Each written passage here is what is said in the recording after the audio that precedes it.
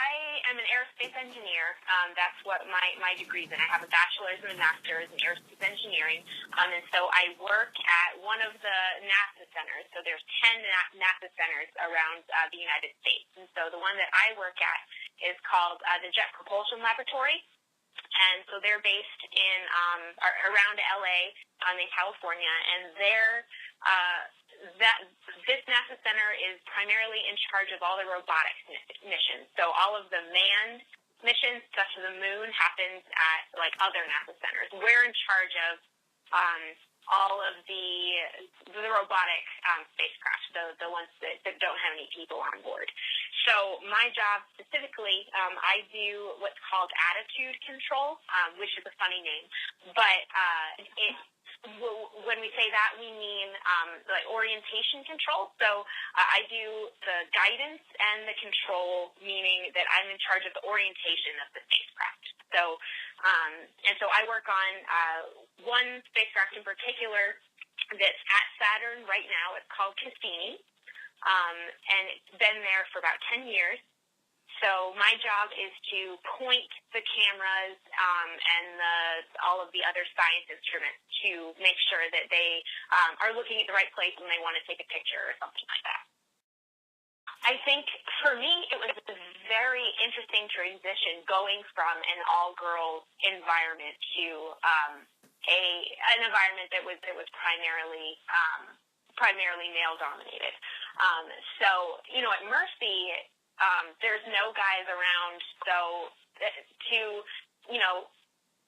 you're not afraid to, if you know the answer to a question, then you'll answer it. But I think I've heard about a lot of friends being in high school and not wanting to be smarter than the boys because they think that the boys won't find that attractive or something like that. So when I first I did pretty well at Mercy, and I liked school, so I liked answering questions. So my hand was usually raised. And when I got to college, and I remember very specifically in the very first lecture that I ever was in, there were maybe 100 students sitting in the classroom, and of those 100 students, there were 5 girls. And I remember sitting there, and a teacher asked a question, and I knew the answer, and I did not raise my hand because I was very intimidated. So it actually, and after several weeks, I got my confidence back. It was just a moment of kind of being surprised that I didn't quite know how to handle it. And then I sort of was able to say, wait a minute, this is no different than being in a classroom full of girls. And then I had no problem raising my hand. Now, many of the other girls that I was friends with never raised their hands in lectures. So I do think that Mercy, that having that basis for an environment where I had no problems answering questions and doing well in school, I think that helped a lot. Definitely in college and probably beyond, giving me confidence in my abilities as a person, not just as a male or female. I would like to say to all the Mercy women listening now that if you like science or math or engineering or technology, then don't be afraid to go into it. If you like it, then go for it. And if you like anything else, either it doesn't have to be any of the STEM fields. Don't be afraid to go for it. There's challenges for women in any field, but if you really want it, then go for it, and it'll be worth it.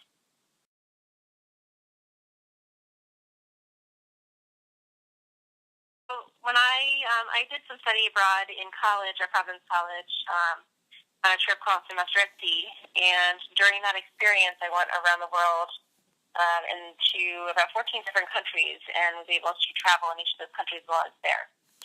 When I was in India, I went to an orphanage, actually Mother Teresa's orphanage in Chennai, India, and I had this experience where we were just excited to tour the orphanage and meet the children and kind of play with them and see, what a great job the orphanage is doing. And I happened to meet this little boy who was probably no more than 2 years old, who had the most severe cleft lip and palate that I'd ever seen. it was so kind of like knurled flesh that you could see through because where his upper teeth should have been, and you could see all the way to the back of his throat, and even up to his nose, and it was all kind of entangled.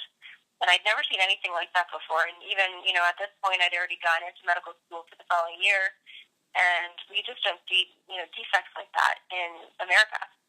So this kind of touched me at the time, and I kept thinking, I went home and I eventually did some reading on the cleft lip and cleft palate, and I was really fascinated by the defect and what impact it has on people's lives and their ability to eat and their ability to talk and even, fit into the society as human beings. And I kind of always had an interest in this. So when I ended up going the medicine route and, learning during my medical school years that I left surgery, it was just kind of automatic that I was attracted to reconstructive and plastic surgery because they're the kind of doctors that can do this reconstruction for these kids.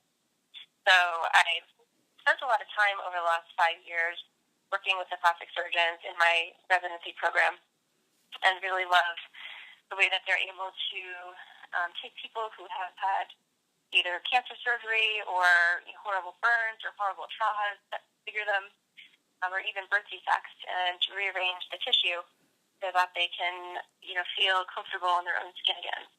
And thought that really gave people a new lease on life. And so I've been kind of working towards going into eventually a career in plastic and reconstructive surgery and a master's in a fellowship up in the Boston area for next year.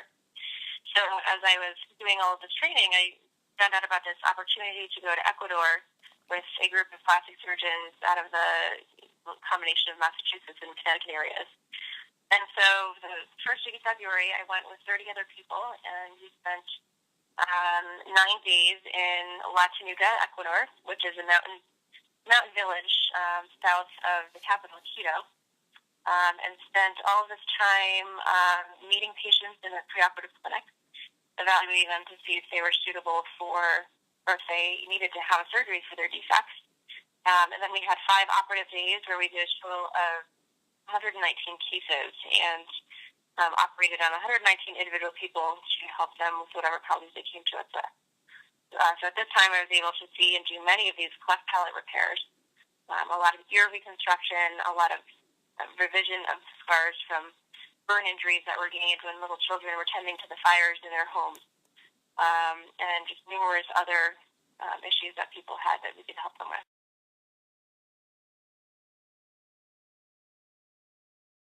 No matter where you are, whether you're number 1 in the class or the very end of the very last in the class, whether or not you know that you want to be a brain surgeon when you grow up or a rocket scientist, or if you have no idea what you want to do, whether or not you have any clue where in the world you want to go to college, if you've never been out of the state or out of the country, or if you've traveled around the world, I think that what you need to know is that coming from Mercy High School, where you have incredible teachers, resources who want you to become the best, most educated, most compassionate, and most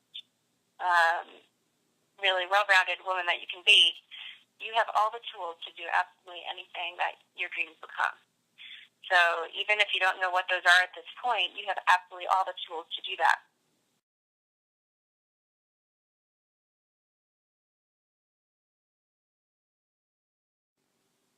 A little bit about Why She Plays. Why She Plays is a comprehensive look at women's basketball from little kids all the way up through Olympians and professional basketball players. I played basketball at Mercy High School, and I went on to play at a Division III school, Mount St. Mary College in New York. When I graduated college, I had the opportunity to play professionally in Israel. And at the time, I turned it down because I just wasn't sure that was something I wanted to continue doing. I was really concerned that I needed to work on a career and get a job and do all that real life stuff. And so many years later, when I was working professionally in a college, I realized that I missed the game a lot more than I had let myself sort of realize. And so I wrote the book. I'd always wanted to write a book, and I wanted to get back to the game of basketball. And so I basically inserted myself as a working sports writer for the WNBA for a season. and wrote a book about that experience, wrote a book about the interviews that I was able to get as a result of following WNBA players and coaches around. And it was really my opportunity to give something back to the game that had provided me so much. So the book, it came out in 2008, and it's still being used. It's actually being used pretty frequently in college classrooms to help teach sports journalism and women's sports studies. So I'm really excited about that, and the fact that it still has a life of its own is pretty exciting to me. Walk for Good is a nonprofit organization that I launched in 2011, and its mission is to empower and inspire acts of kindness. I created Walk for Good because I overslept by about 15 minutes on September 11th, and I should have been at the base of the World Trade Center at the time that everything happened, and I wasn't. And for a long time, I felt like I needed to justify that gift in some way. And it took me years, obviously, 10 years, to figure out what to do and how to do it. And the idea for the organization, I know to some people, doesn't really sink. I'm talking about hiking or walking, and I'm talking about kindness and putting those two things together.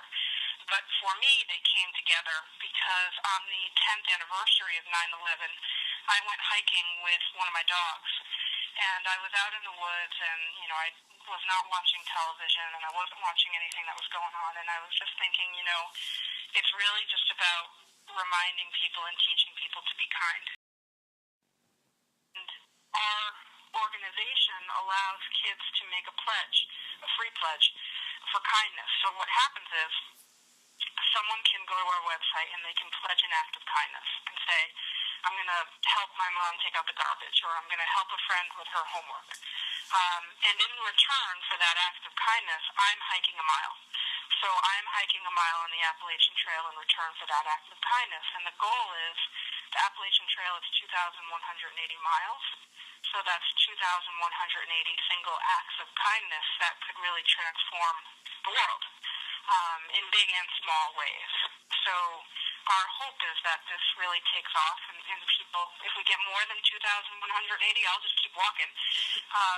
But our hope is that this really takes off and people understand that it's not the big things in life that mean the most, it's the small, seemingly insignificant details that mean the most to people.